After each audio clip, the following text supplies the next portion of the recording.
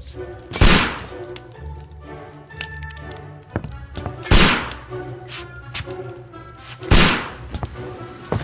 Holmes, will you stop that?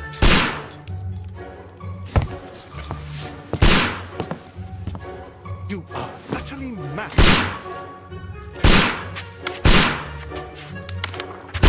Stop, Holmes! Is that you, Watson? Yes, of course it is. And you almost killed me. Nonsense. I was aiming for the vases. Blindfolded? Watson, quiet, please. I'm trying to concentrate.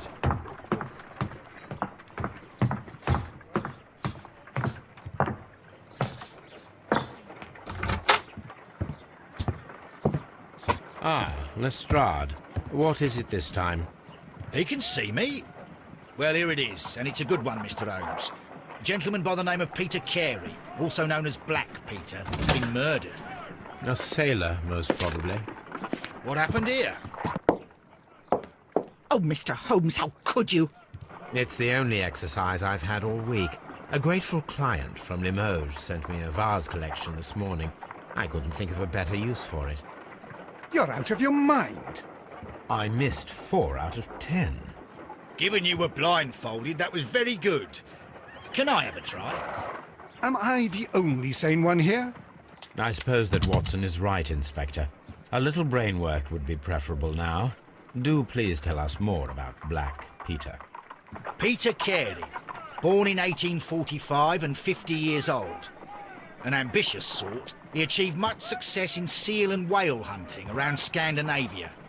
Retired in 1884 with a small fortune. He invested his money in a property called Woodman's Lee, near Forest Row in Sussex. It was where he lived for 6 years, and where he was found dead yesterday. Has the investigation already begun? Yes and no.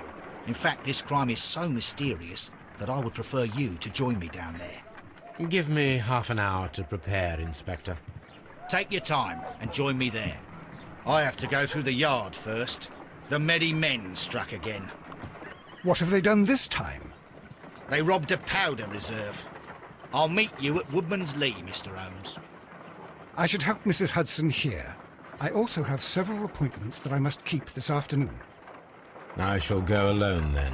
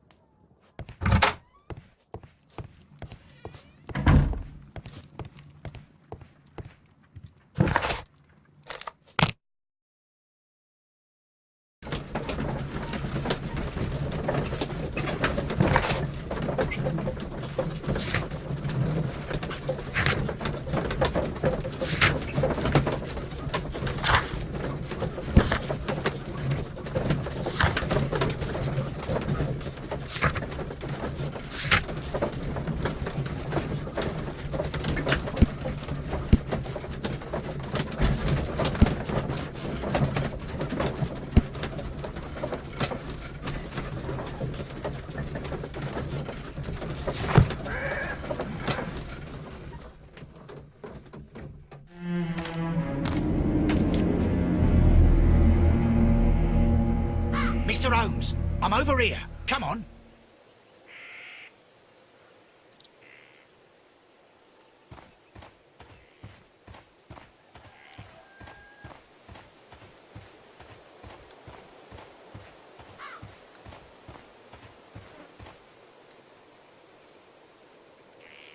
Inspector Lestrade, when will you remove my husband's body? It's sacrilegious to leave him here like this.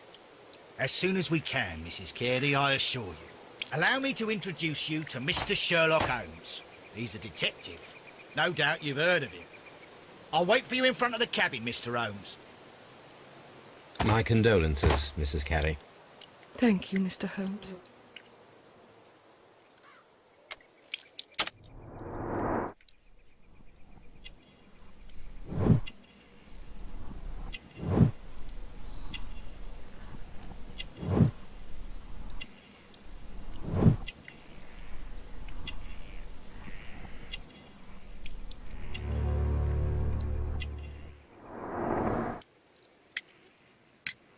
Madam, can you tell me if you saw or heard anything unusual upon the night of the murder? At 2 o'clock in the morning, I heard a terrible scream. But I thought nothing of it then. He would scream all the time when he was drunk. Can you please tell me what occurred on the evening of the murder? Well, Peter got drunk in the evening. He was in such a terrible temper. Usually whenever that happened, he'd stay all night drinking in his cabin before passing out. Do you remember at what time you found your husband's body? In the morning, at around 7 o'clock, I noticed the cabin door was open, but I didn't go in to take a look, for I knew my husband would not have liked it. At around 10 o'clock, I dared to glance in through the door and... oh dear. Was your husband accustomed to receiving visitors? Oh, no, I don't think so. I mean, he didn't really have many friends. He lived quite an isolated life here, after his retirement. You have indeed suffered a great loss, Mrs. Carey. Nevertheless, I believe it will be less of a burden for you soon. Yes. Life with Peter was never easy, but he was still my husband. He was different, wasn't he, when you first met him upon your return from Plymouth? Yes, Mr. Holmes. Oh, my goodness, but how do you know about that? You undertook a pilgrimage to the Cathedral of Santiago de Compostela when you were young. That much is evident from the rosary in your hand. The shortest route for the pilgrim from England to Spain is from Plymouth. I believe that you met Peter Carey as a young sailor there, and you married him soon afterwards. That is indeed what happened, Mr. Holmes. How extraordinary. Thank you, madam.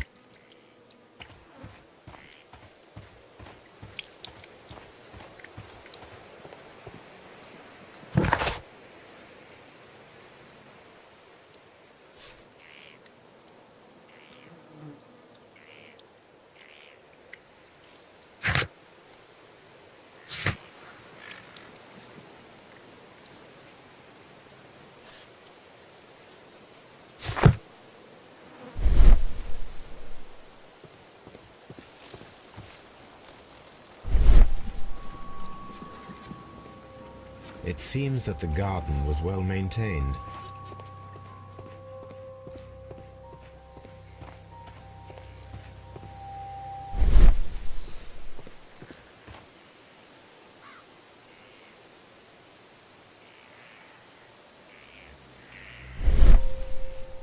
These footprints appear to be quite large.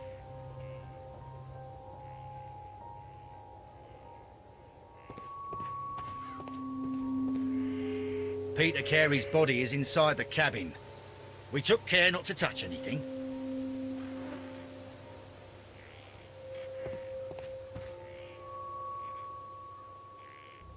The door is locked. Wait just a moment, Mr. Holmes, and I'll open it. I locked it yesterday to ensure that no one should enter the cabin and tamper with the evidence. Ah, good thinking. Hello, hello, hello. What is it, Lestrade? It seems to me that someone has tried to force it, Mr. Holmes. Let me see.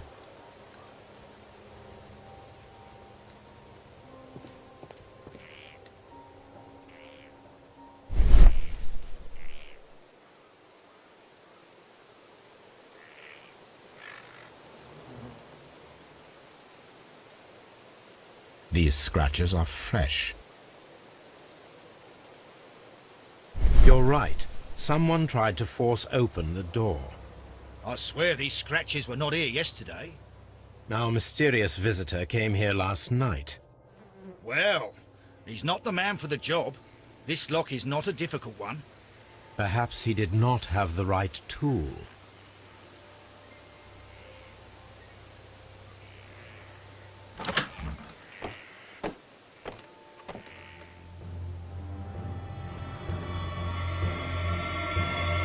What a terrible way to die.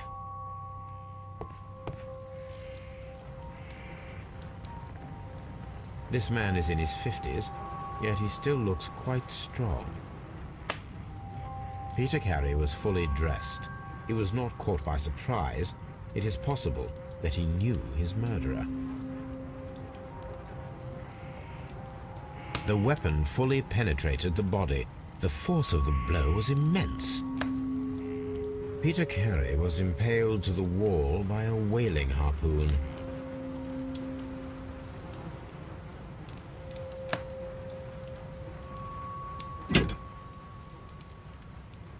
This blood is from the pool underneath the dead body. This wooden handle is plain and solid. Peter Carey tried to defend himself with this knife, but he did not succeed.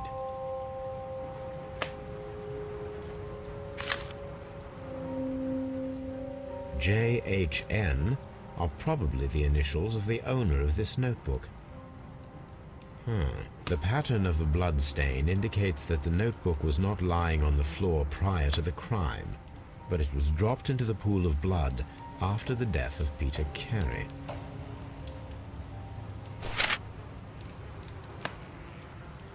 These abbreviations mean something, but what?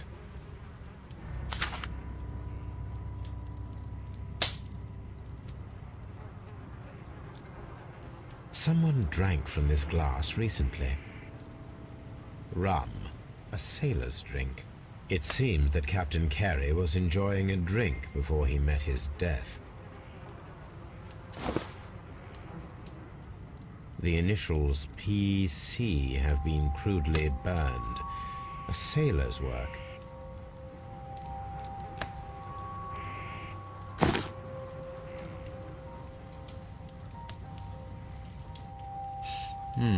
This aroma is familiar, but to recognize it, I must construct my associations in one picture.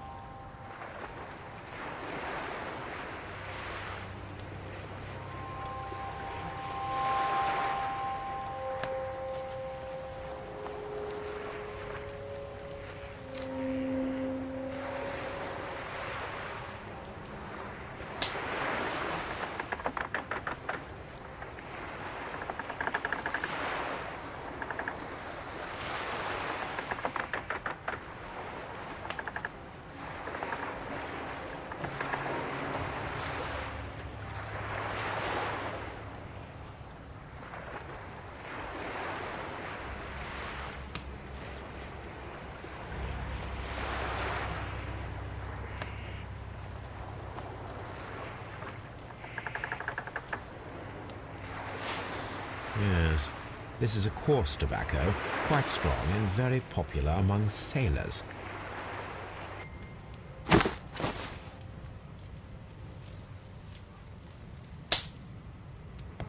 The Sea Unicorn. She was the ship that Peter Carey commanded.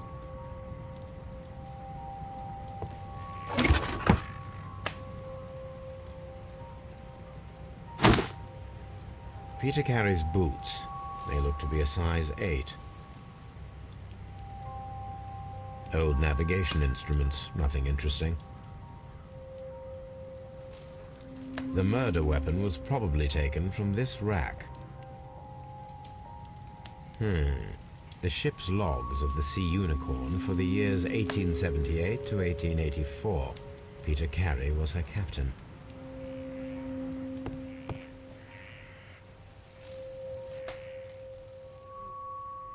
The tooth of a sperm whale, probably from one of Peter Carey's catches.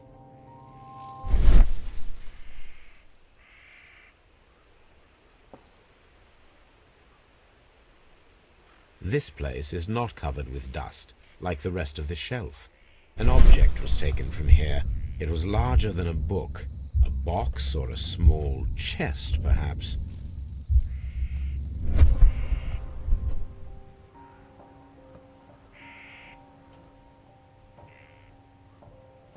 Hammerfest. Dundee. It's a whaling map.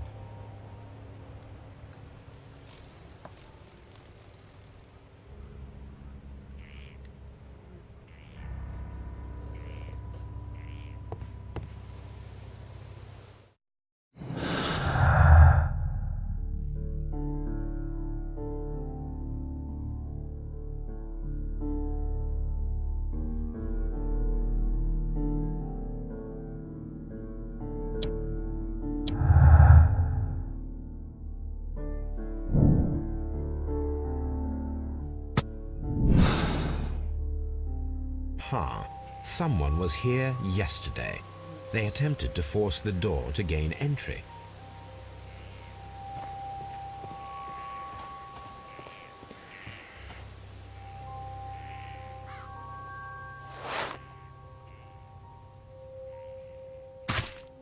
These boots don't match the footprints.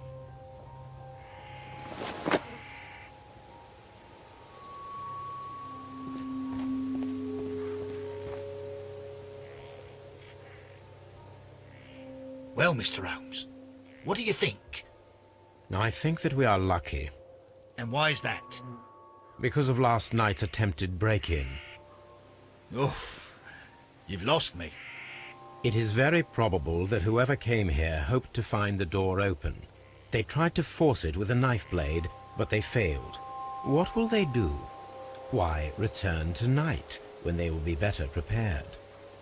Aha! So what do you propose? We shall remain on the outside, near the window, where we stand the best chance of catching sight of our visitor. Well, gentlemen, ready your pistols. We have a long night ahead of us.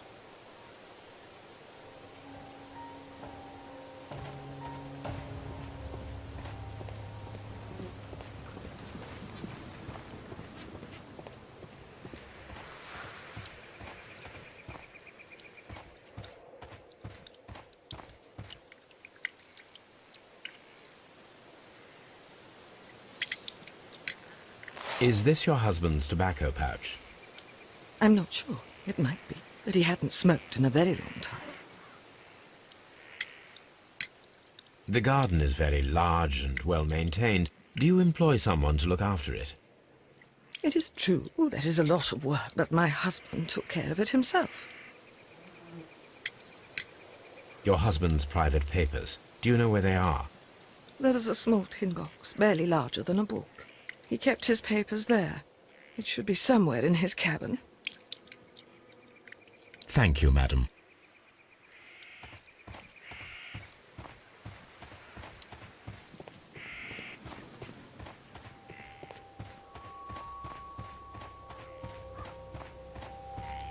This looks like the perfect hiding place.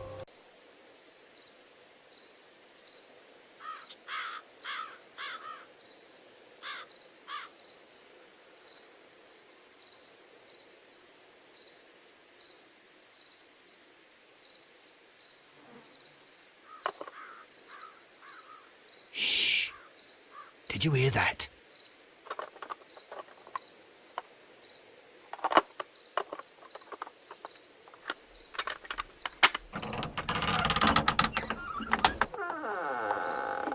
There's someone there. I'm gonna collar him. I'll be right behind you. Police! Hold it right there!